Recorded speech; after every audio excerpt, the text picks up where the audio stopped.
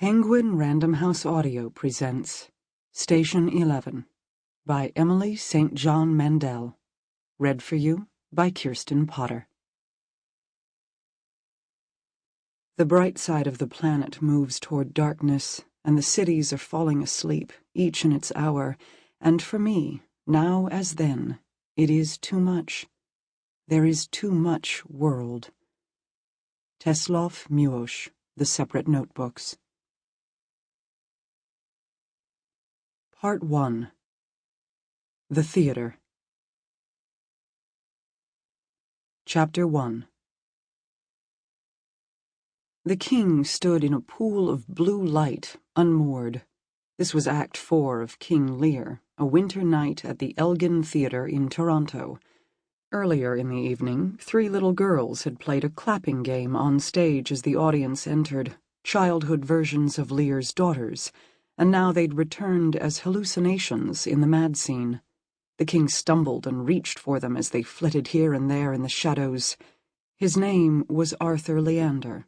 He was 51 years old, and there were flowers in his hair. "Dost thou know me?" the actor playing Gloucester asked.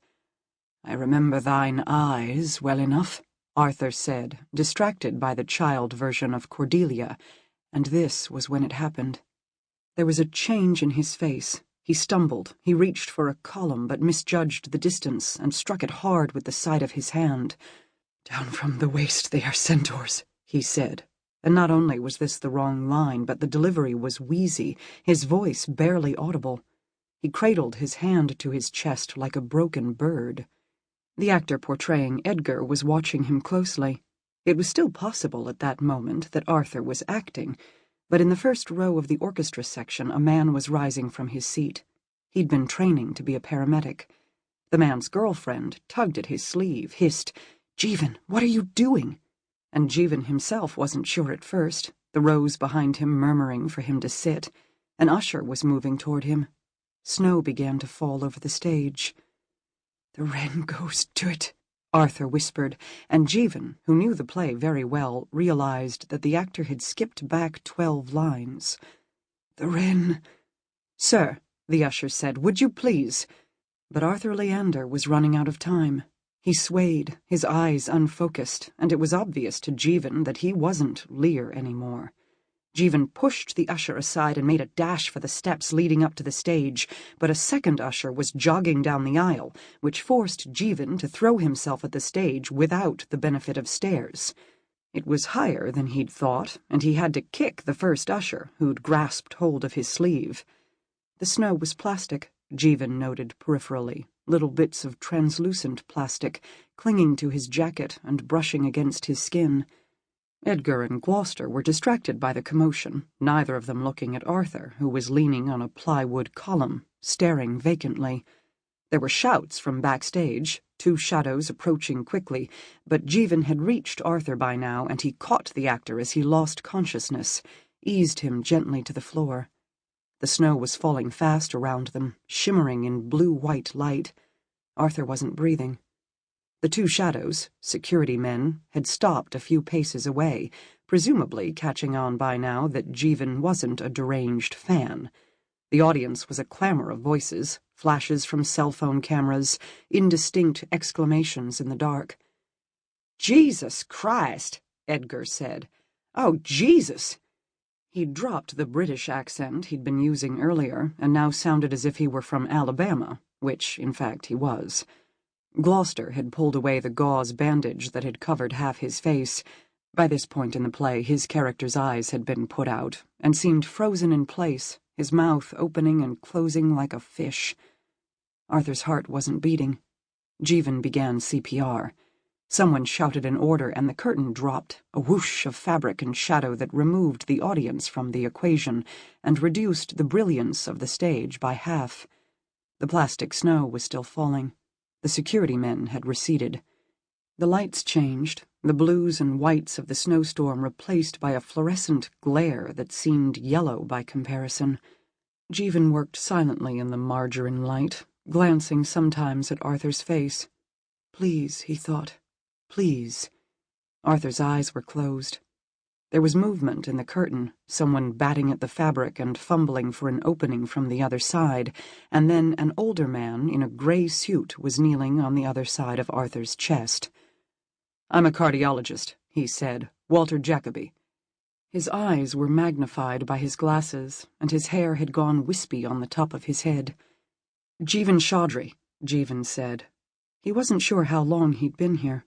People were moving around him, but everyone seemed distant and indistinct except Arthur, and now this other man who'd joined them.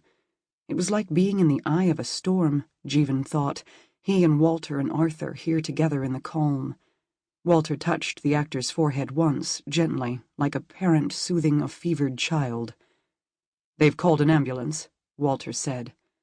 The fallen curtain lent an unexpected intimacy to the stage. Jeevan was thinking of the time he'd interviewed Arthur in Los Angeles, years ago now, during his brief career as an entertainment journalist. He was thinking of his girlfriend, Laura, wondering if she was waiting in her front row seat, or if she might have gone out to the lobby.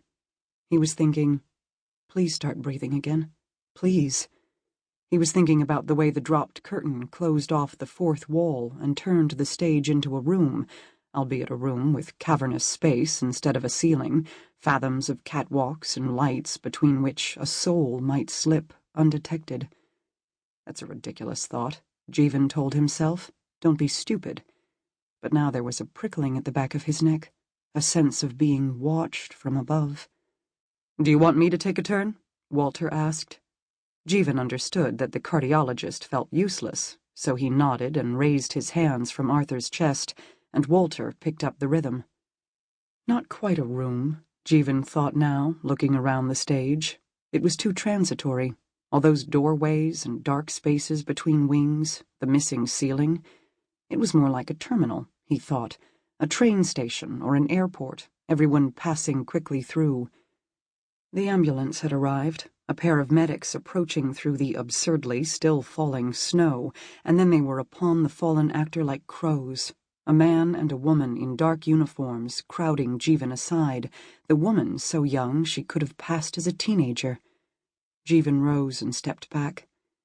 The column against which Arthur had collapsed was smooth and polished under his fingertips, wood painted to look like stone. There were stagehands everywhere, actors, nameless functionaries with clipboards. "For God's sake," Jeevan heard one of them say, "can no one stop the goddamn snow?" Regan and Cordelia were holding hands and crying by the curtain, Edgar sitting cross-legged on the floor nearby with his hand over his mouth. Goneril spoke quietly into her cell phone. Fake eyelashes cast shadows over her eyes. No one looked at Jeevan, and it occurred to him that his role in this performance was done. The medics didn't seem to be succeeding. He wanted to find Laura. She was probably waiting for him in the lobby, upset. She might, this was a distant consideration, but a consideration nonetheless, find his actions admirable.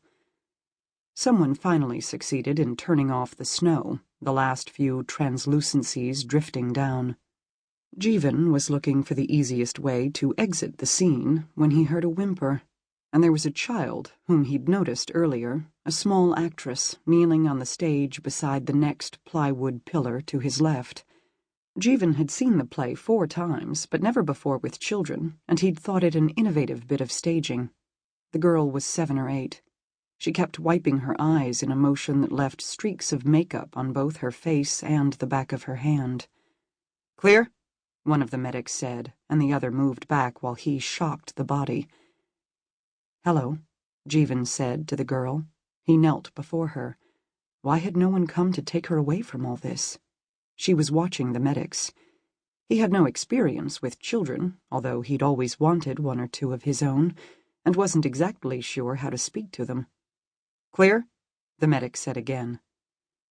"You don't want to look at that," Jeevan said. "He's going to die, isn't he?" She was breathing in little sobs. "I don't know." He wanted to say something reassuring, but he had to concede that it didn't look good. Arthur was motionless on the stage, shocked twice, Walter holding the man's wrist and staring grimly into the distance while he waited for a pulse. "What's your name?" Kirsten, the girl said. Sample complete. Ready to continue?